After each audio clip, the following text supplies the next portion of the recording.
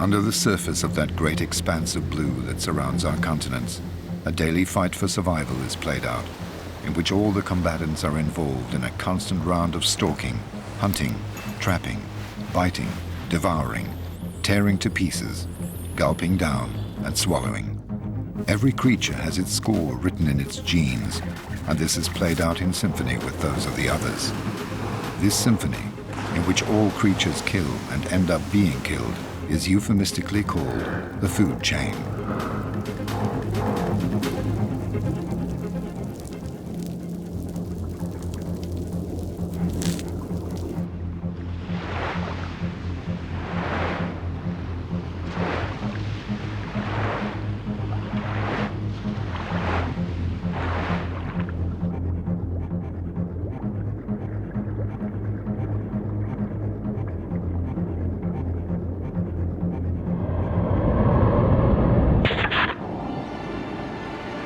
In the Pacific, around the islands of Micronesia, lie shipwrecks that are witness to a war between humans.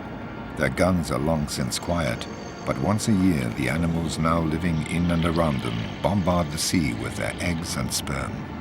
On the bridges of battleships haunted by corals, the funnels no longer emit smoke, but eggs.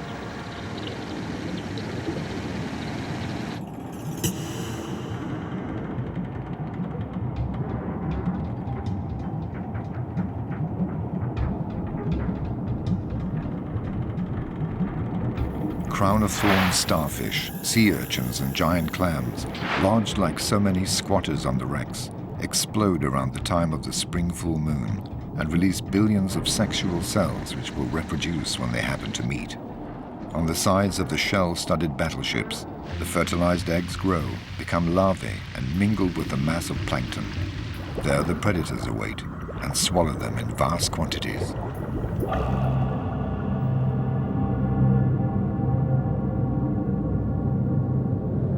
The largest of these has managed to move its 10-ton bulk here for this annual rendezvous, which promises to provide it with an orgy of plankton. This 18-meter giant, the whale shark, has come with its escort.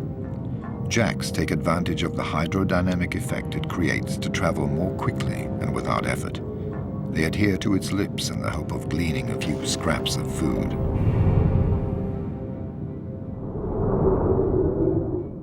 Remoras stick to the whale shark's tail with their suckers. They too are waiting for a few leftovers.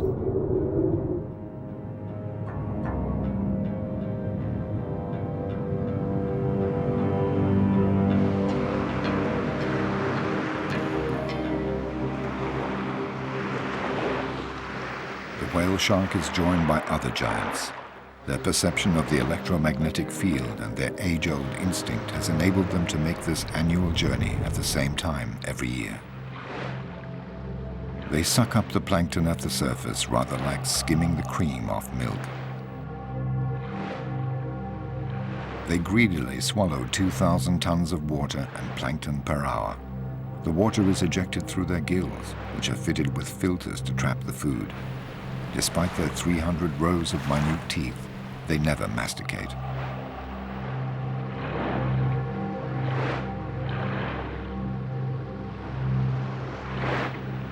Their horizontal swimming enables them to feed continuously while clearing their filters of the excessive plankton.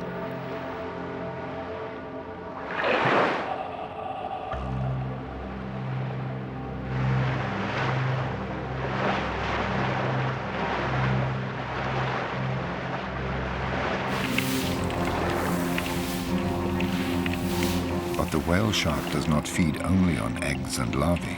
It also sucks up anything that's small and has fins. Dozens of anchovy, too busy to get out of the way, are gobbled up in a single movement of the lips.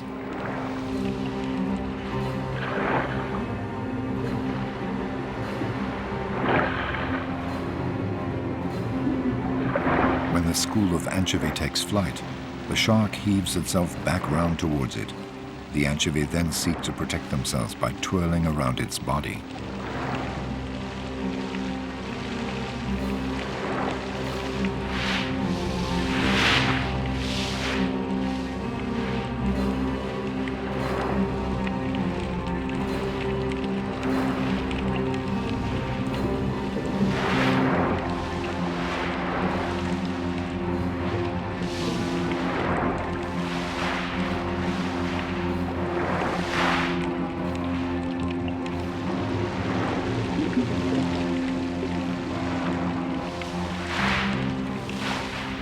Then the whale shark straightens up vertically, and in this uncomfortable position herds the anchovy towards the surface, trapping them there so it can snap them up more easily.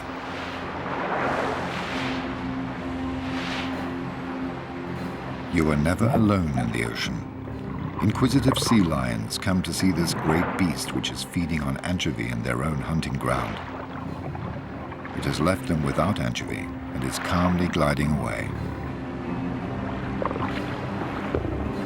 The sea lions have noticed more interesting prey, a school of steel pompanos, also attracted by the plankton. Faced with the predator, the steel pompanos regroup into battalions and close their squad's ranks. Like an army of immortals, lost in the mass, they seem invulnerable. The sea lion has a problem, focusing on a single pompano. In response to their zigzagging maneuvers, it counters by dividing up their battalion. Finally, it notices the fish that is having trouble keeping up with the rest. It isolates it and will not let go.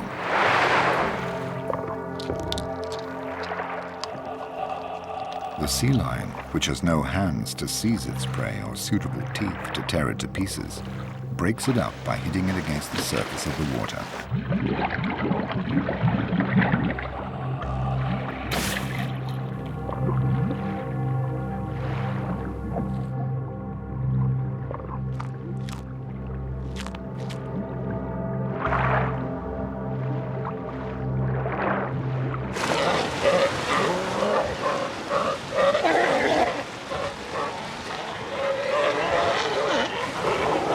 The sea lion is a mammal and likes to play for the sake of playing, often to the detriment of its prey. The turtle is a difficult prey since it has so many scales and a razor-sharp beak, so the sea lions tease it half-heartedly for a bit of fun.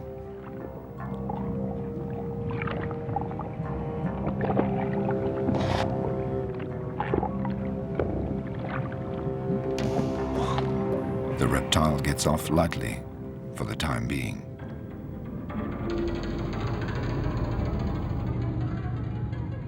But fish also abuse the slippery surface of its shell to remove their parasites.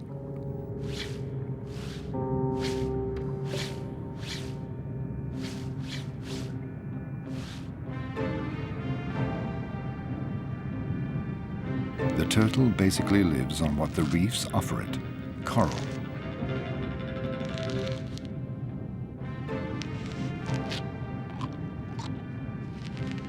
While it cleans the coral, the fish clean its shell.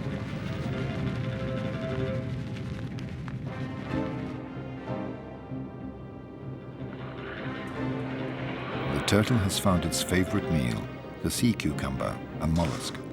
The animal tightens into a ball to avoid being bitten and is swept along by the current towards the rocks where it tries to hide.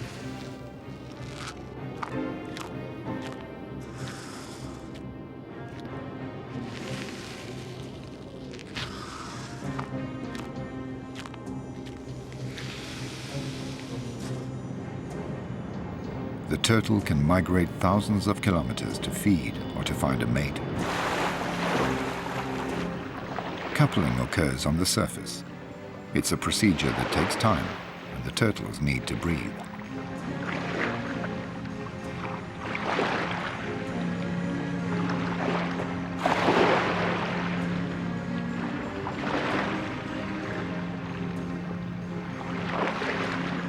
In the tossing waves, the male clings on with its rear flippers, while the female wears itself out trying to recover its breath.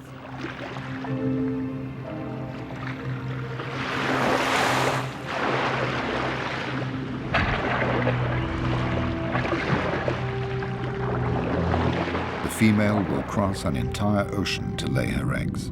She will face 1,000 predators and will often have to break using her 4 flippers in order to avoid them. But she will always end her life in the mouths of scavenging sharks.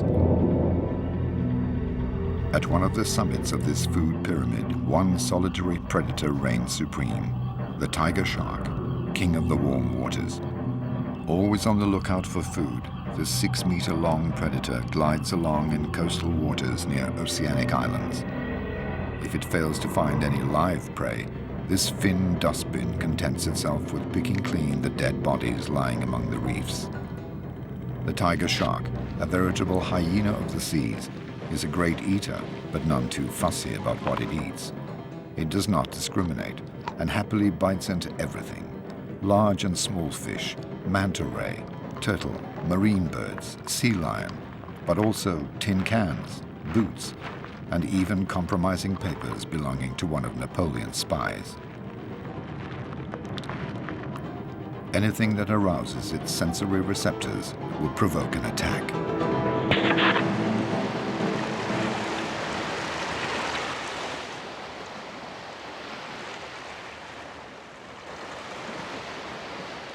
The November full moon shines over the Galapagos Islands. Darwin's Island is the gateway to the infinite expanse of the Pacific.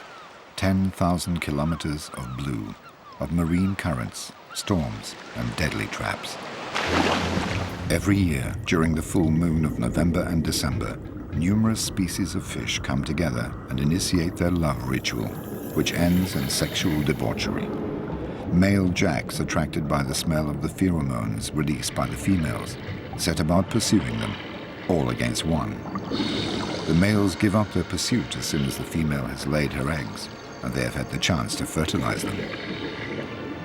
Billions of oocytes turn the sea cloudy and attract another giant predator, the manta ray. This cousin of the shark, supported on wings spanning 6 meters, swims through kilometers of schools of pelagic fish busy reproducing.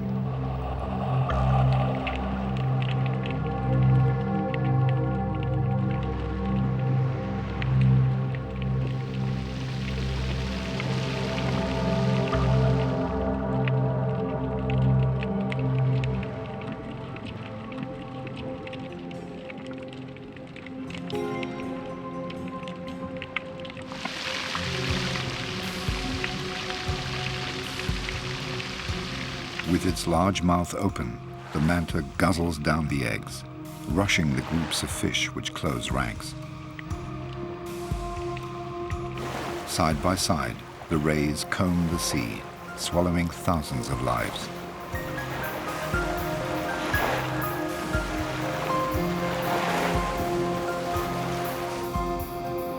On both sides of its mouth, the manta unrolls the cephalic lobes, which it uses as a spoon to gulp down the plankton.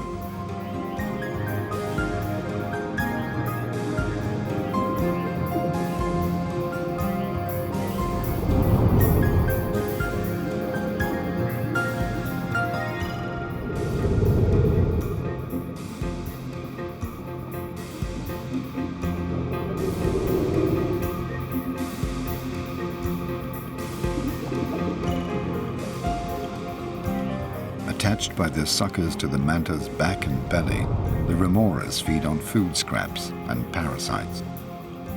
And on the remora's back, other parasitic fish bustle about and clean them in turn.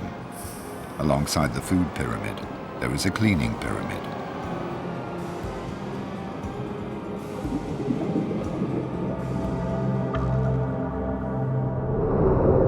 In the undersea world, no creature has hands to clean or scratch itself.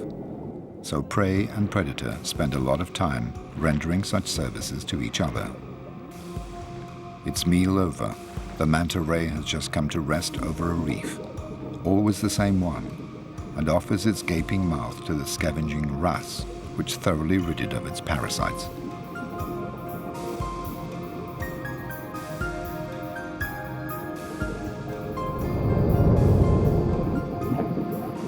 Here are the sea lions again, inspecting the manta ray's large unfurled wings with a view to turning them into a playground.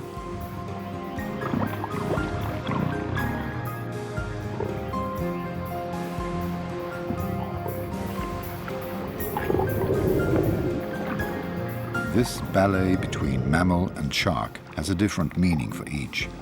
Only the sea lion is sufficiently developed to have a sense of play. It's having fun, while the manta is putting up with its antics. The sea lion discovers a new game, surfing.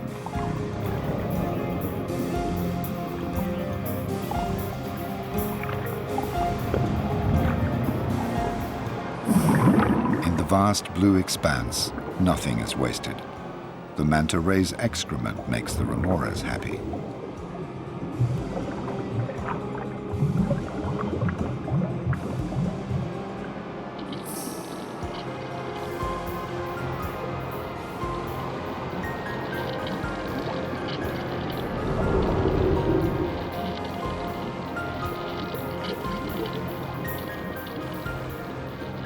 In the sea, everything is recyclable and recycled. The manta ray's scraps are patiently absorbed by the mollusk.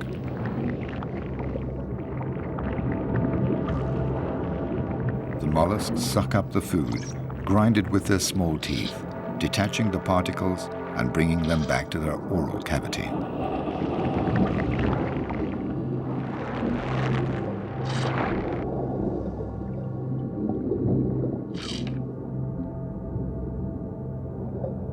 All living organisms shut away among the coral, capture, catch, trap, and feed on minute particles.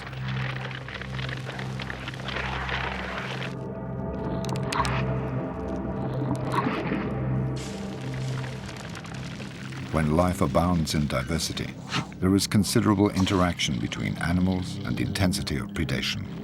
Over the millennia, the animals invent new strategies for survival or capture. Camouflage is the most sophisticated form, where the creature attempts to blend in with the surroundings on account of its appearance, movements, or color. A crab carries an entire sea urchin in order to hide and to put off its predators. Other monsters lie in wait in the sand and only keep one eye above the surface.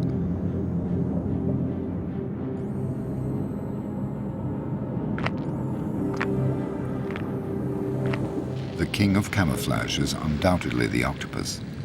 It can change color at any time by simple contraction and relaxation of its pigmented cells, the chromatophores. It confuses its enemy and allows it to swoop down on its prey. Its meter-long tentacles crush the large crab in a few minutes, and then its sharp beak tears it apart.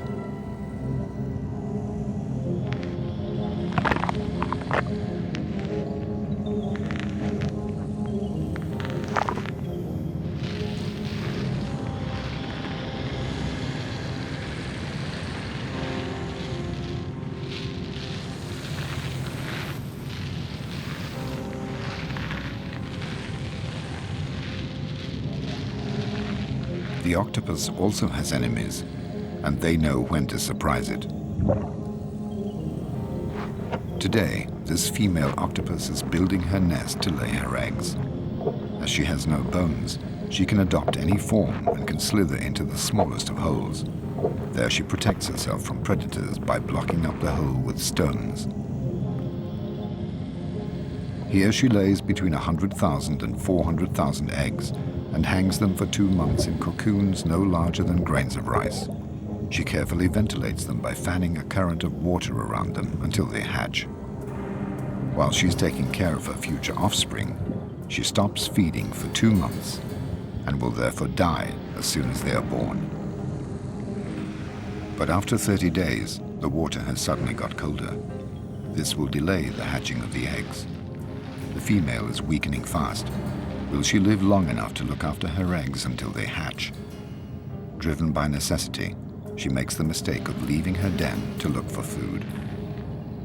Her neighbors, the moray eels, which usually distrust her, sense that the balance of power has changed.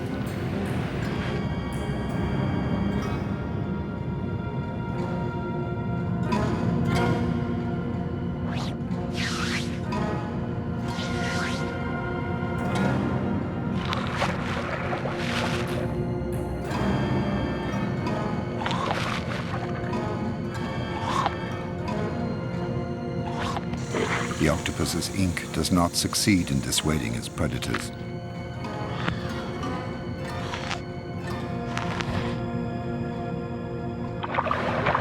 The moray eels do pirouettes, rather like crocodiles do, to tear off meat.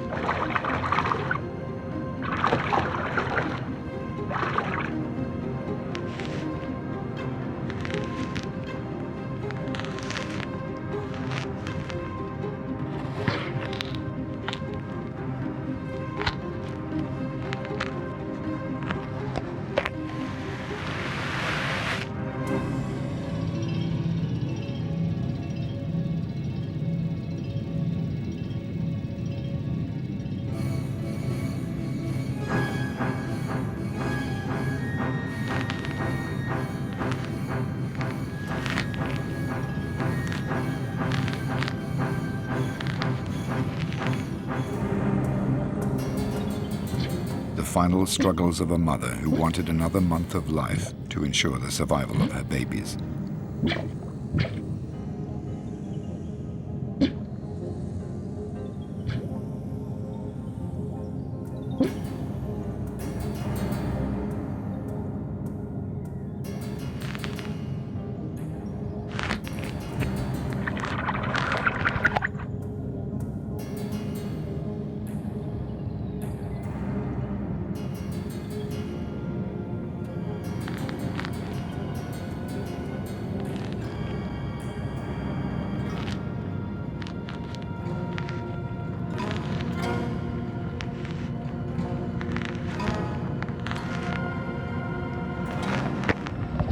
The female dies in one last cloud of ink.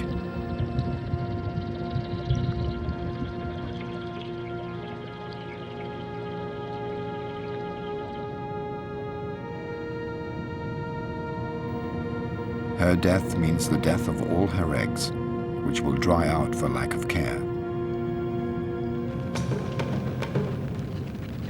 It's the time of the truth, a time when the prey cleans the teeth of the predator, who badly needs it.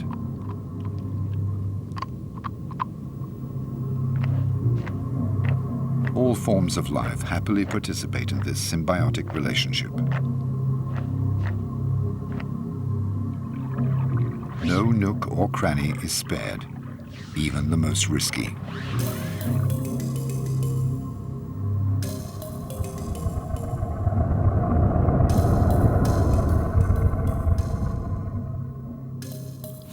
Some fish are more cautious and don't entrust their flanks to others.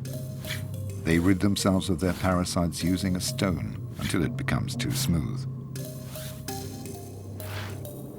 Or they use the coarse skin of the coral shark for their grooming.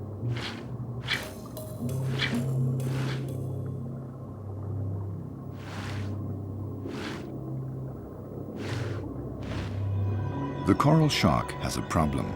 It is not quick and agile enough to catch a healthy fish. It therefore depends on the preparatory work of other fish.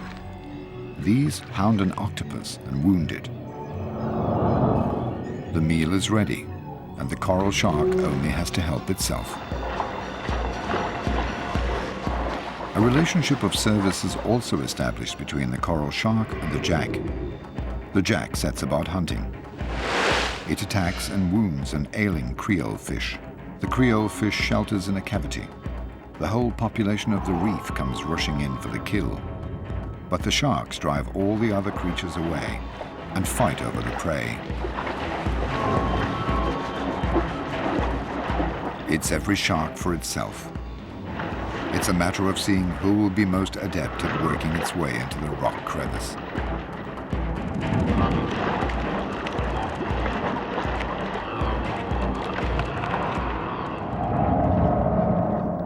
And then it's siesta time, some lying on top of others like lions, but minus the affection. Leopard rays hunt under the very eyes of their predators, but they have nothing to fear from the hammerhead sharks as long as they're not diseased or wounded. They scan the floor with their nose, which is designed to detect crabs, shells, and mollusks. They dig to unearth them and take in sand at the same time.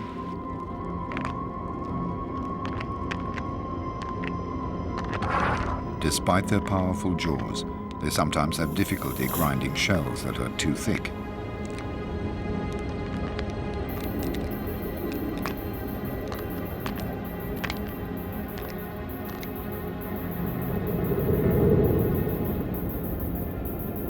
And soon the schools of leopard rays will cover the sea like so many stars carpeting the sky.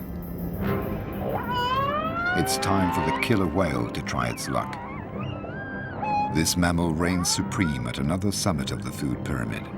It's the nightmare of the rays, because unlike the sharks, which only hunt at night, it's active day and night and needs to feed more often than sharks. It harasses the rays until they become exhausted and zeroes in on the weakest.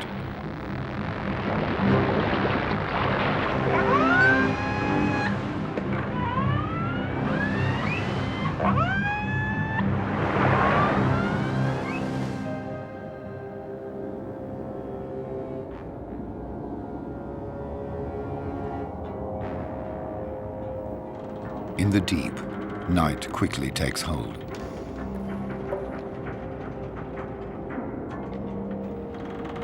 Among the debris of naval battles, another battle is played out.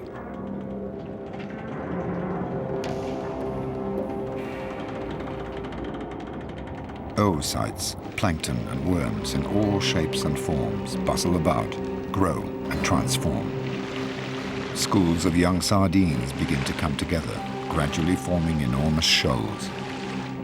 An army of cuttlefish moves into line and maneuvers to surprise them.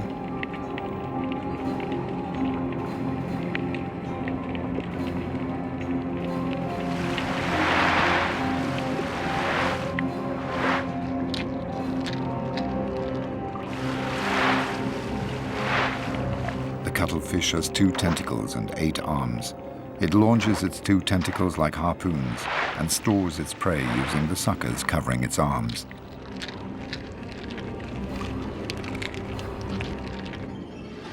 Sharks are also present. At night, the sea belongs to them. They're on the prowl to satisfy their appetite. All their prey know it, and they all lie low.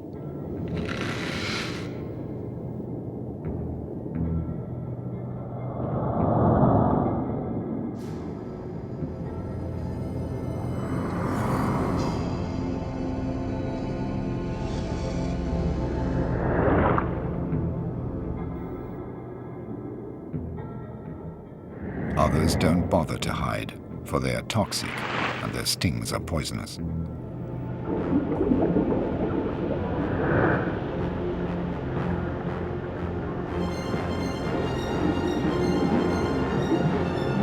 The sharks spread fear, track down hiding places, and hound those fish that panic.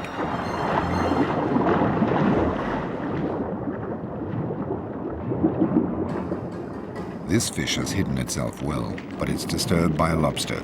Its movements attract the attention of the pack.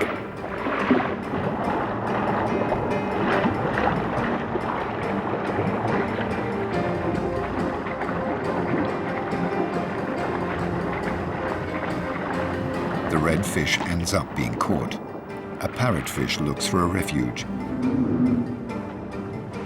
Will a mere crevice be enough to protect it from the relentless sharks?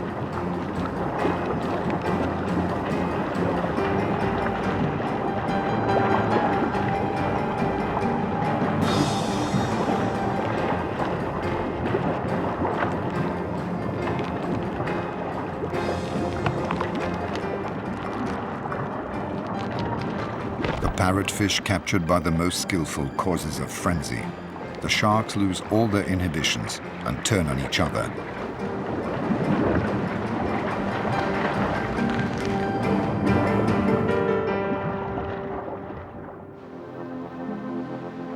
It's along the coasts of Chile and South Africa that the food chain appears in all its splendor. Cold currents trapped between the coasts and the continental shelf travel northwards where they mix with the warm waters. This cold current is rich in plankton and attracts schools of pelagic fish, such as sardines, which use it as their staple diet. Enormous shoals of sardines are formed, covering several hundred kilometers, and are driven by the cold current surging up the coasts toward the warm waters where they will breed.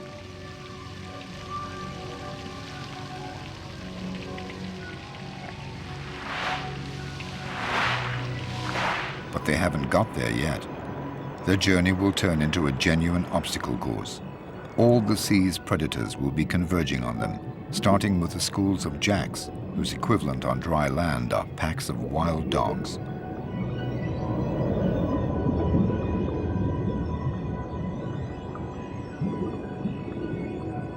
Jacks are very ambitious when they're hungry.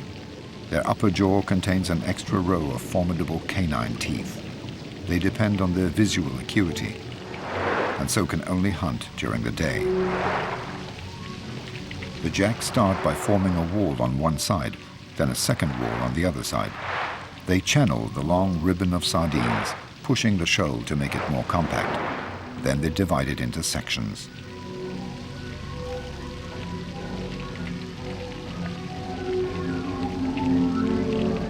The sardines close ranks, squeezing up against each other.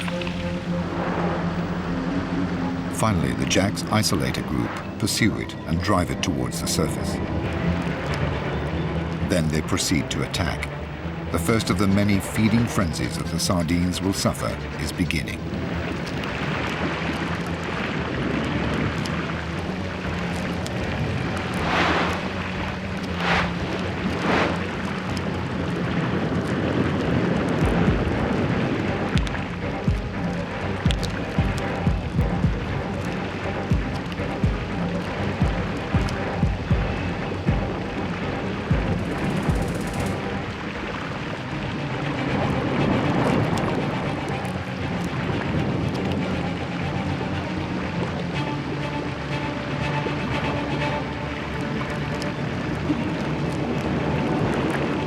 The sea is suddenly awash with millions of scales and pieces of flesh.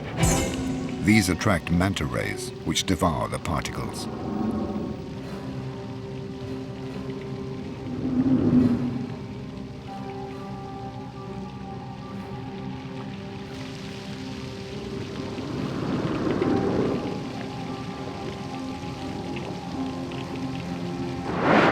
Then, when the jack's frenzy has died down, larger though no less voracious fish take over. The wounded or dead sardines fall through the water at a breathtaking speed, but will not have time to reach the ocean bed.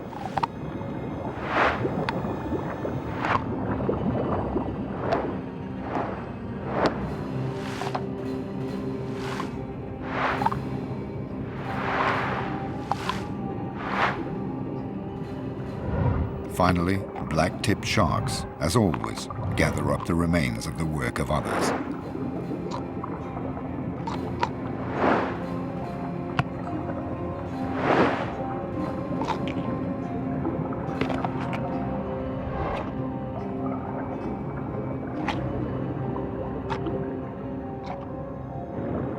When the sardines have all been devoured, the jacks regroup. They feel heavier.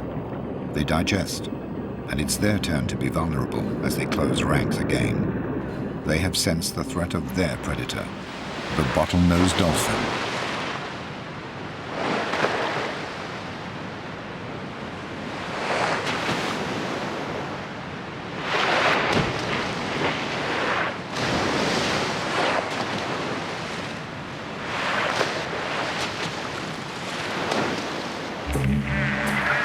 The dolphin is guided by sound.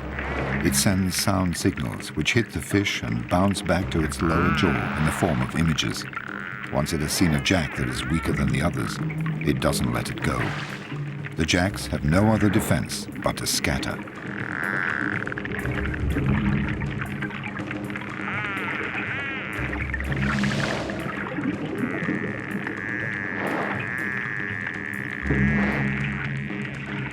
The dolphin can simultaneously snatch and swallow several fish per minute in a single movement.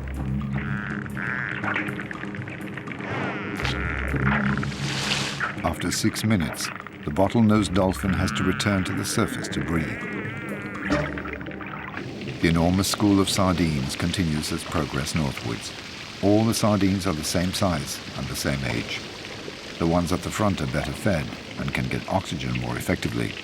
But they tire quickly and they're in the front line, and so more likely to be eaten by predators. And these predators, common dolphins, have come from far away, attracted by the high-frequency sounds emitted by the school of sardines. Dolphins have a very keen sense of hearing when they're hungry. Some 10,000 of them cross the dark and cold waters to pounce on a billion sardines.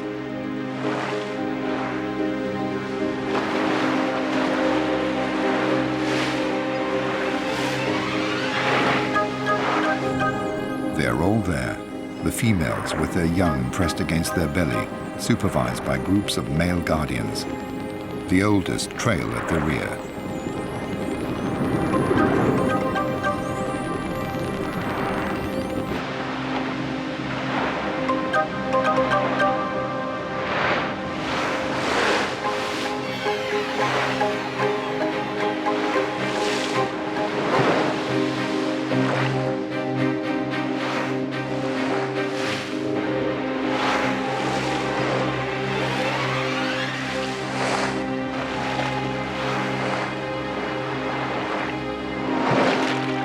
They all have a voracious appetite.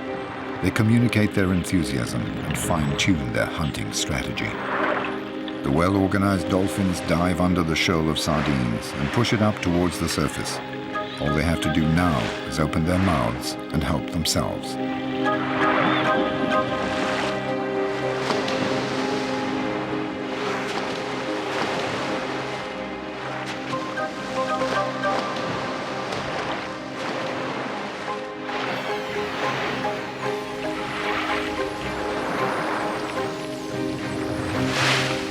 The sardines, for their part, have a common defense strategy. Pirouette in complicated figures to disconcert the attackers and ensure that they always have another sardine at their side. Sharks have a keen sense of smell when they're hungry.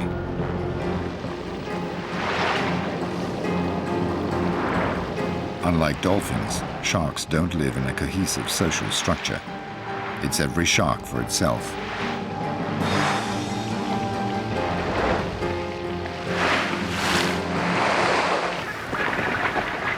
A fourth species of predator has noticed the shoal.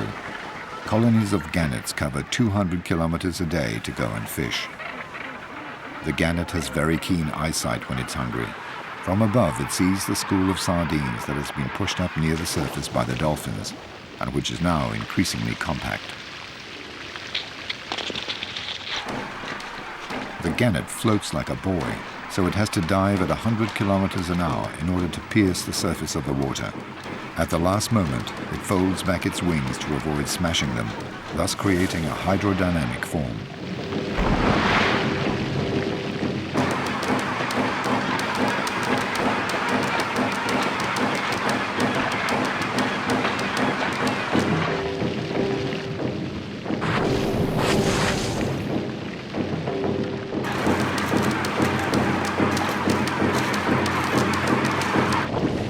Gannets dive in successive waves, up to 30 meters deep. Sometimes the shoal manages to place itself beyond the reach of the birds' beaks, and the gannets tire.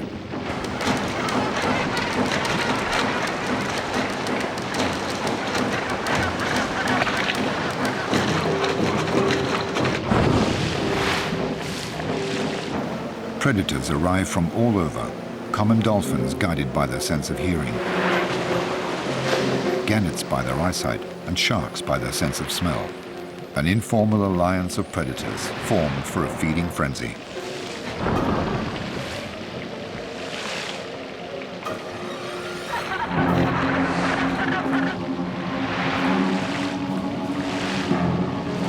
And soon the greatest predator will make its presence felt, the bride whale.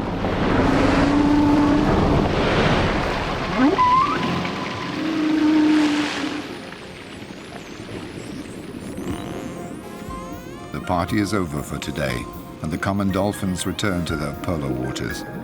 They express their contentment, sharing their excitement, and regaling their young with lengthy tales of the hunting adventure. For the young are there too. They have not taken part in the hunt, but they have observed it, hidden beneath the belly of the adult females. The females took it in turns to dissuade the sharks from coming near until they had all eaten their fill. The school of sardines, despite its losses, continues northwards and approaches the coast. It passes alongside a cliff where a sixth predator perches. The frigate bird, with its 2-meter wingspan. The king of the gliders is also king of the cowards. Unlike the gannet, the frigate bird does not secrete enough oil to protect its wings, so if its wings become wet, it sinks. It has therefore adapted its hunting method to its handicap. It is one of nature's bag snatchers.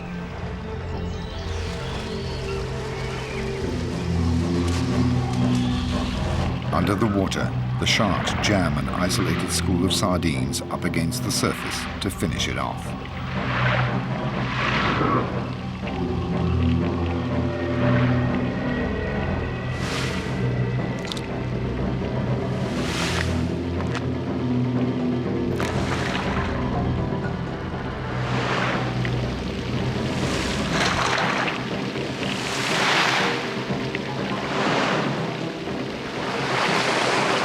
The frigate birds have to sneak between the shark's teeth and the spattering of blood without getting too wet in order to capture their prey.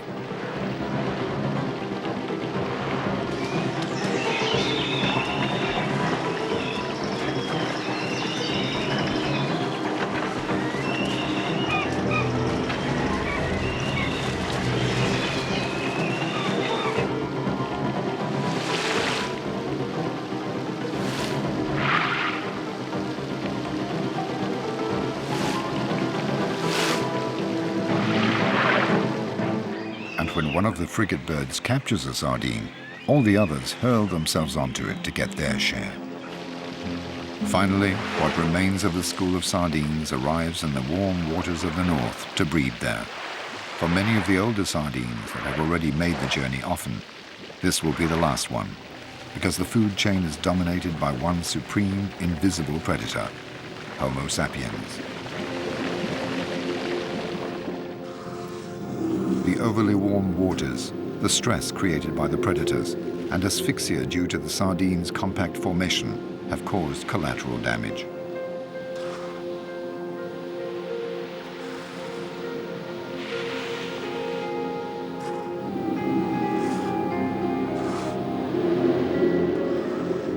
Carried along by the current, they will not go far because refuse collectors are following their tracks.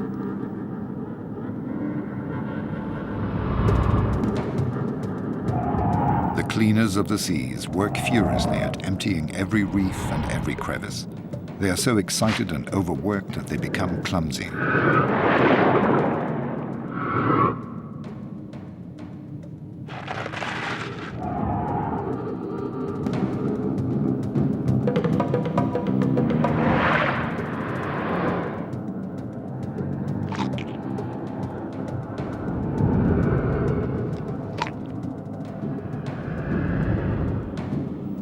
Everything is cleaned. Thanks to the sharks, the sea will always be clean. This one-month frenzy comes to an end when the ferocious predator turns into a docile patient, imploring a wrasse to clean its teeth.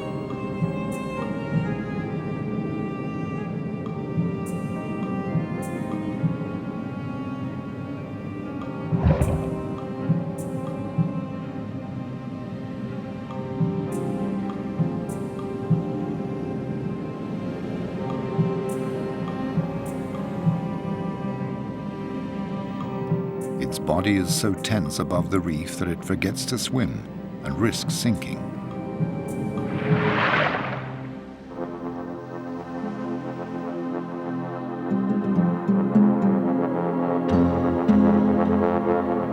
The southernmost tip of Africa, at the Cape of Good Hope, where the warm waters of the Indian Ocean meet the cold waters of the Atlantic, is where we find the largest of the predators, the great white shark. It lords it over a large area containing a dozen colonies of sea lions, its favorite prey.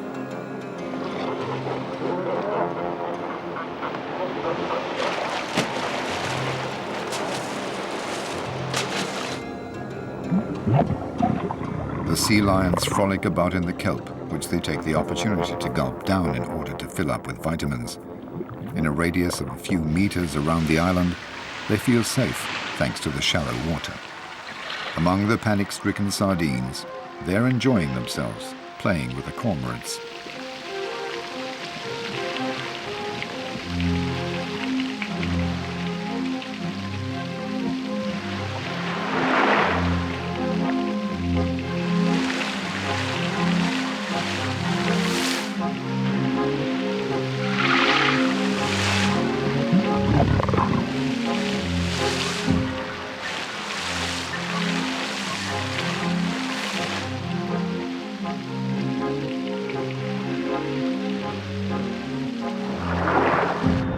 A few meters away, the great white sharks are patrolling, waiting for a sea lion to get carried away with the game and make a mistake.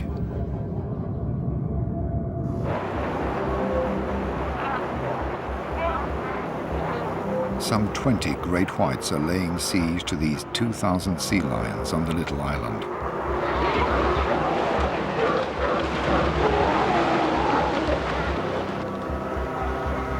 the island is a fortress surrounded by a circle of death.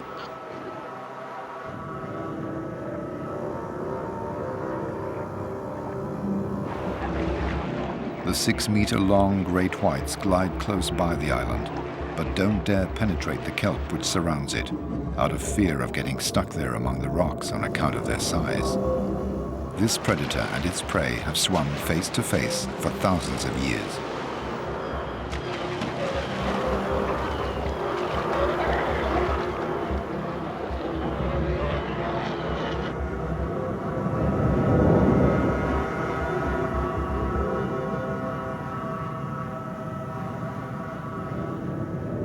But in order to go and look for food in the sea lions have to take the risk of crossing the circle of death.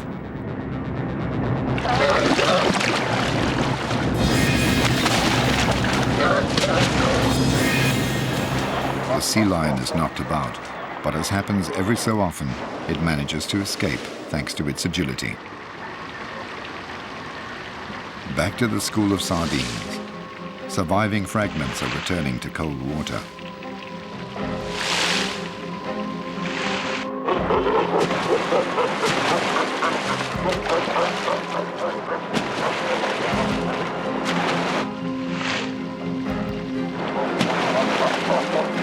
Bronze sharks, natural predators of the sea lions, join them but don't pay them any attention.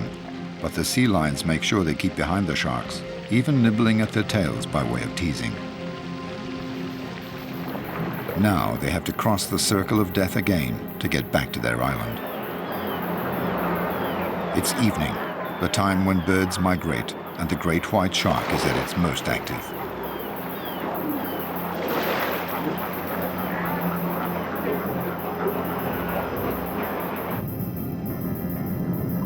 For their part, the sea lions are tired after their long journey and are less vigilant.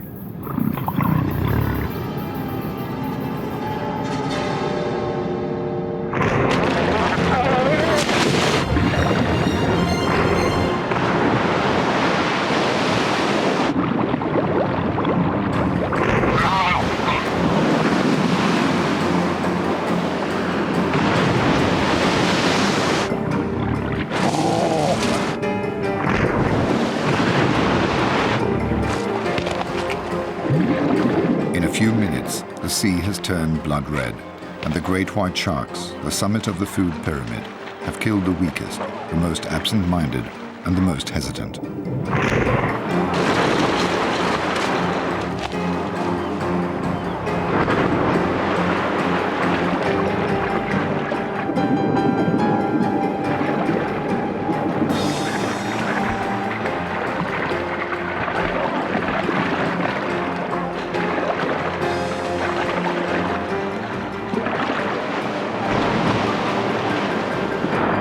Over the course of thousands of years, each animal in its own way has brought about a natural selection amongst its prey.